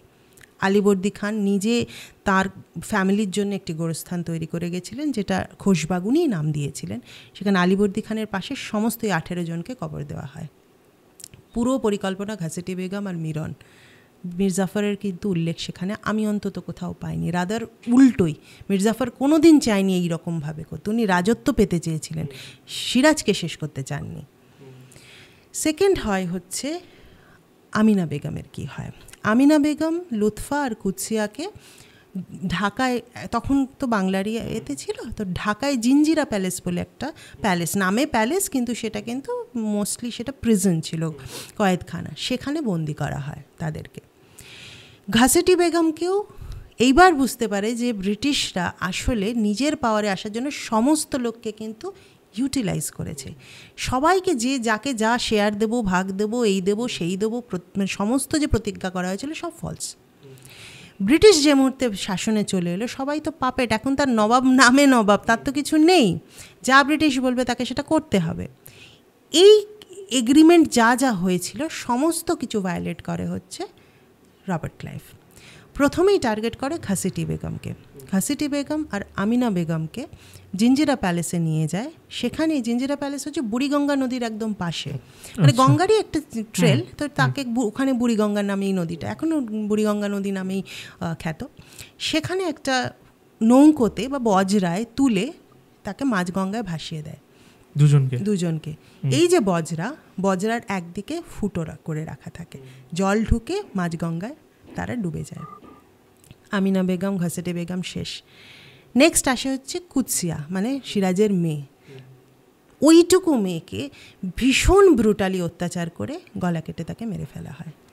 করে তাকে কবর দেওয়া হয় খোশবাগে, ঠিক সিরাজের পায়ের কাছে। এরপর আসে হচ্ছে বাকিরা, মানে আরও অনেক লোকজন ছিল তাদের ফ্যামিলির, ওই 18 জন তো গেছে মারা। এবার হচ্ছে যারা সিরাজের বিরুদ্ধে ব্রিটিশকে সহায়তা করেছে। প্রথমেই আসে হচ্ছে মির্জাফর। এই যে মির্জাফর অ্যাকচুয়ালি কী চেয়েছিল? নবাব হতে চেয়েছিল, তাকে নবাবিয়ানাটা দেওয়া হয়। সে যখন নবাব হয়, মানে ভাগ্যের এমনই পরিহাস, তার কুষ্ঠরোগ হয়। এবং তখনকার দিনে কুষ্ঠরোগের কোনো চিকিৎসা হতো না, এবং মানুষ মনে করতো কুষ্ঠরোগ যার থেকে হয়েছে ছোঁয়াচে রোগ, তাকে কোনো আশেপাশে কেউ আসতো না, তাকে কোয়ারেন্টাইন করা হতো। তখনকার দিনে শব্দটা ছিল না, কিন্তু কাজটা একই ছিল। তো কোয়ারেন্টাইন, তাকে একঘরে করে দেওয়া হতো, অচ্ছুত। বাংলার নবাব অচ্ছুতের মতো এক ঘরে থাকতো, তার ঘরে কেউ ঢুকতো না, এবং তাকে ইমিডিয়েট সরিয়ে 2 বছরের মধ্যে মীর কাসিমকে বাংলার নবাব করা হয়। অসহ্য যন্ত্রণার মধ্যে, মানসিক এবং শারীরিক যন্ত্রণার মধ্যে শেষ কয়েক বছর কাটায় মির্জাফর। আবার ফিরে এসেছিলেন 3 বছরের জন্য, কিন্তু সে মরণ যন্ত্রণা নিয়ে। তো কোনোদিন নবাব হওয়ার পর নবাবের সেই রোয়াবটা উনি পায়নি। এই হচ্ছে মির্জাফর। মিরনের অদ্ভুত রহস্যজনক মৃত্যু, কোথাও ওর বডির ট্রেস পাওয়া যায় না, নিখোঁজ হয়ে যায়। কোনো কোনো জায়গায়, বইতে 1-2 জায়গায় বলা আছে যে বিহারে রাজমহল বলে একটি জায়গা আছে, সেখানে ওনার দেহ পাওয়া গেছিল এবং একটি জায়গায় কবর দেওয়া আছে, কিন্তু এর কোনো প্রমাণ নেই যে ওটা মিরমিরনি। জাস্ট গায়েব হয়ে যায় একটা মানুষ অত কিছু করার পর। নেক্সট হচ্ছে ইয়ার লতিফ, যে ওই 4 সেনাধ্যক্ষের এক ছিল। ইয়ার লতিফকে তারই বাড়ি থেকে, তার বাড়ির মানে মিনারেট আর কি, মানে কাইন্ড অফ ব্যালকানি আর কি, থেকে ধাক্কা দিয়ে নিচে মাটিতে ফেলে মাথা থেঁতলে মেরে ফেলা হয়। আচ্ছা, এবার আসে হচ্ছে বাকি যারা, মানে জগৎ শেঠের যে ফুল ফ্যামিলি, তাদের প্রত্যেককে বন্দি করে গলা কেটে বা বিষ খাইয়ে বা গলায় দড়ি দিয়ে মেরে ফেলা হয়। আলাদা আলাদাভাবে আলাদা মানে মারা যায়। মেহতাব চাঁদ, মাধব রায়, সীতাব রায়, সমস্ত যারা জগৎ শেঠ ছিল, উমি চাঁদ, কোনো না কোনোভাবে তাদেরকে মেরে ফেলা হয়। এবং সবারই খুব সন্দেহজনক মৃত্যু। এক্স্যাক্টলি কেউ কোথাও বলতে পারেনি কী করে মৃত্যু। হঠাৎ করে সকালবেলা উঠে তার মৃত্যু পাওয়া যাচ্ছে তাদেরই বাড়িতে ম্যাক্সিমাম। এই হচ্ছে ম্যাক্সিমাম তাদেরই। এবার আসে হচ্ছে রবার্ট ক্লাইভ এবং ব্রিটিশ যারা সৈন্য ছিলেন, মানে রবার্ট ক্লাইভের হয়ে যারা লড়েছিলেন। রবার্ট ক্লাইভ নিজে এবং ওনার 2 সেনাধ্যক্ষ ছিলেন ওনার সাইডে, অ্যাডমিরাল ওয়াটসন আর কিলপ্যাট্রিক। ওয়াটসন ছিলেন রবার্ট ক্লাইভের অনেক সিনিয়র। ঠিক যে জিনিসটা সিরাজদৌল্লা আর মির্জাফরের মধ্যে ছিল, ওয়াটসন আর রবার্ট ক্লাইভের মধ্যে তাই। রবার্ট ক্লাইভ সিরাজের জায়গায়, ওয়াটসন মির্জাফরের জায়গায়, ফ্রম দি ব্রিটিশ সাইড।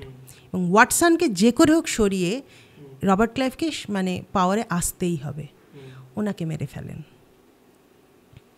এবং ভীষণ মানে ক্রুয়েলি এই যে উনি মেরে ফেলেন। আর কিলপ্যাট্রিকও তাই, কিলপ্যাট্রিককেও ভীষণভাবে ডিফেম করে ওনাকে সরিয়ে মানসিক রোগী বানিয়ে সুইসাইড করতে বাধ্য করেন। তো কিলপ্যাট্রিক সরে গেল, ওয়াটসন সরে গেল। তাহলে ব্রিটিশদের কাছে একটাই অপশন জেনারেল করার, সেটা হচ্ছে রবার্ট ক্লাইভ। তো খানিকটা স্বঘোষিত উনি ব্রিটিশ জেনারেল হিসেবে প্রথম হন, এবং ফোর্ট উইলিয়ামকে উনি অ্যানাউন্স করেন ওনার মেন ক্যাপিটাল হিসেবে। সেই মুর্শিদাবাদ থেকে কলকাতায় রাজত্ব আমাদের চলে এলো। নবাবিয়ানা শেষ হলো, কলকাতায় এলো। ওখানে নবাবিয়ানা কন্টিনিউ করে, কিন্তু স্বাধীন হিসেবে নয়, স্বাধীন ক্যাপিটাল বা রাজ্য হিসেবে নয়। এইবার রবার্ট ক্লাইভের বছর 3 পর লন্ডন থেকে চিঠি আসে যে রবার্ট ক্লাইভকে এখানে ব্রিটিশ ইস্ট ইন্ডিয়া কোম্পানির মার্কেট এক্সপ্যানশন বা বাণিজ্য বৃদ্ধির জন্য পাঠানো হয়েছিল। তার মেন দায়িত্ব ছিল এখানে রাজত্ব, ব্রিটিশদের মানে কলোনিয়াল রুল বা রাজত্ব স্থাপন করার জন্য নয়। সো ইট ওয়াজ মানে এমনই পরিহাস আর কি ভাগ্যের, যে you have violated the terms of your employment. তো তোমাকে ইমিডিয়েট ওখান থেকে, কলকাতা থেকে এখানে তোমাকে সু করে নিয়ে আসা হচ্ছে এবং তোমার কোর্ট মার্শাল হবে। ওরে সেই যে ওনার কোর্টে কেস দায়ের হলো, he was never allowed to come back. এবং উনিও কিন্তু তুমি যদি দেখো রাজত্বর কিন্তু স্বাদ পেল না। সেইখানে একটা ঘরের মধ্যে গৃহবন্দী অবস্থায় 7 বছর উনি কাটান, এবং সেই 7 বছরে হেন কোনো অপমানিত উনি কোর্টে হননি, কাটা ছেঁড়া সমস্ত কিছু হয়েছে ওখানে। ওনার শেষ লাস্ট সেন্টেন্স ছিল মারা যাওয়ার আগে যে take all my fortunes, leave my honour. আমার সম্মানটা শুধু রেখে দিন, বাকি সব নিয়ে নিন, সম্মানটা আমার নেবেন না, এই বলে ইট ওয়াজ এ সুইসাইড নোট। দেন উনি আফিং খেয়ে সুইসাইড করেন সেই বাড়িতে। মানে কি বলবো, মানে এই যে আমাদের শেষ নবাবের কাহিনী, এটা বলা যেতে পারে সবার লাইফেই, মানে যে কজন ওই জায়গায় ছিল সেই মুহূর্তে, একটা কালো চ্যাপ্টার সবার লাইফেই, একটা ওই বলে না যে কাল হয়ে এসছে সবার লাইফে। মাত্র একটা জিনিস, সেটা হচ্ছে রাজত্ব, সিংহাসন, এটা পাওয়ার জন্য, পাওয়ার জন্যই সব শেষ হলো। আলটিমেটলি কেউ পেলও না, কেউই পেল না। সেটাই হচ্ছে কথা। মানে মানুষ না লোভটাকে সংবরণ করা দরকার। লোভ কিন্তু আলটিমেটলি কিচ্ছু দেয় না, কেউ কিছু পায় না। যেটা হয় সেটা এর পরে তুমি যদি এত বছর পরে, আজকে 270 বছর হতে চললো, 270 বছর পরে তুমি যদি ফিরে তাকাও, যেটা তুমি দেখবে সেটা হচ্ছে 200 বছরের ইংরেজ শাসন হয়েছে। আমাদের শেষ হয়েছে নবাবিয়ানা, বাংলার নবাবিয়ানা শেষ হয়, 200 বছরের ইংরেজ শাসন হয়, এবং সেখান থেকে আমরা স্বাধীনতার এপারে আজকে দাঁড়িয়ে।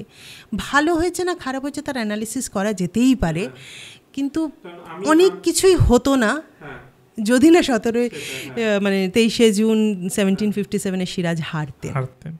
আমি মানে কয়েকজনের কাছ থেকে শুনেছিলাম যে সেই টাইমে নাকি সাধারণ মানুষও চাইছিল ব্রিটিশরা আসুক, মানে সিরাজ এত অত্যাচার করতো তাদের, মানে এটা আমি শুনেছিলাম, এটা জানি না সত্যি কি মিথ্যে, এটা বলেছিল।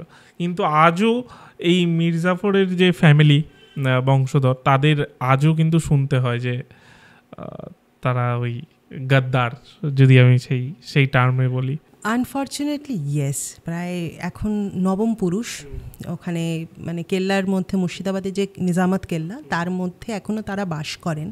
ভীষণ মানে আব্রুর মধ্যেই ওনারা থাকেন, খুব একটা বাইরে এখনও সাধারণ মানুষের সাথে এখনও মেশেন না। প্রিন্সেস কোয়ার্টার্সেই মোস্টলি তারা থাকেন। ভীষণ মানে এখনও নবাবিয়ানার যতটুকু পেরেছেন তারা এখনও মেনটেন করেন কায়দা, এগুলো আদব কায়দা। তাদের জন্য ভাবলে সত্যিই খুব খারাপ লাগে। মানে ব্রিটিশদের যে মেন, পরের দিকেও আমরা দেখেছি মেন পদ্ধতি ওদের কী ছিল, divide and rule, right? So ওরা কিন্তু এই যে 1757 যে পলাশির যুদ্ধটা হয়, সেটাই কিন্তু ওদের ফার্স্ট ইমপ্লিমেন্টেশন। কী করলো তখন যে নবাব, সেই নবাবের মধ্যেই কিন্তু ডিভাইড করতে শুরু করলো, ভেতরে খাওয়াখাই শুরু করলো, মানে ডিভাইড করতে শুরু করলো। দেন এদেরকে সবাইকে একে অপরের বিরুদ্ধে লাগিয়ে দিয়ে নিজেরা কিন্তু আখেরটা নিয়ে তাদের রুলটা কিন্তু থেকে গেল, বাকি সমস্ত লোক কিন্তু নষ্ট হয়ে গেল, শেষ হয়ে গেল, আর কিন্তু কেউ নেই। এছাড়াও আমি দুটো নাম মিস করে গেছি বলার সময়, সেটা হচ্ছে রাজা নন্দকুমার এবং রাজা কৃষ্ণচন্দ্র, এরাও কিন্তু, এবং রায় দুর্লভ সোম, এরা তিনজনও কিন্তু তখনকার হিন্দু জমিদার ছিলেন। তখন তারা রাজা হননি, পরে পলাশির যুদ্ধের পর তাদের রাজত্ব, তাদেরকে রাজা টাইটেল দেওয়া হয় ব্রিটিশ সরকার থেকে। হ্যাঁ, এবং আরও একজন ছিলেন রাজা নবকৃষ্ণদেব শোভাবাজার রাজবাড়ি, এখন আমরা যেটা জানি, তাঁর উনি প্রবর্তক। রাজা কৃষ্ণচন্দ্র নদিয়ার রাজা ছিলেন, রাজা নন্দকুমার হাওড়ার ছিলেন, এবং রায় দুর্লভ সোম জমিদার ছিলেন। এরা চারজনও কিন্তু রবার্ট ক্লাইভকেই সাপোর্ট করেছিলেন। তুমি যে প্রশ্নটা করলে, মানে তুমি যদি আজকের দিনেও অ্যানালজি টানো, আমরা কি খুব সিমিলার একটা পরিস্থিতির মধ্যে দিয়ে যাচ্ছি না?